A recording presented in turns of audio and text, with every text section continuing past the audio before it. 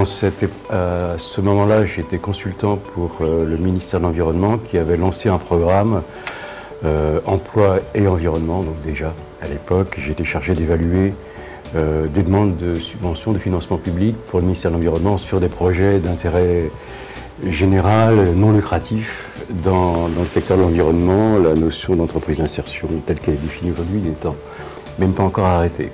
Enfin, bref, c'est dans ce cadre-là que j'ai été évaluer un dossier à Strasbourg, où j'ai rencontré un certain Martin Spitz, qui hésitait entre monter un projet de réparation de vélo ou peut-être d'électroménager, etc.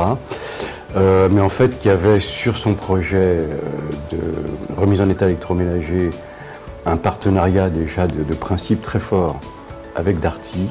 En fait, c'est quand même une histoire d'amitié au départ, hein, entre Patrick Klein, qui dirigeait Darty Alsace, et Martin Spitz, qui donnait une garantie d'approvisionnement et donc une perspective de construire quelque chose de solide que j'ai trouvé tout à fait remarquable, outre le fait qu'on retrouvait déjà un peu tous les ingrédients qui ont fait la réussite d'Envie, c'est-à-dire le souci du management, l'éthique, la souci de protection de l'environnement et bien sûr la lutte contre l'exclusion. Donc il y avait un peu tout ça réuni dès le point de départ, tant et si bien que d'ailleurs, je crois, à l'époque, en France, nous étions en unité de compte des francs.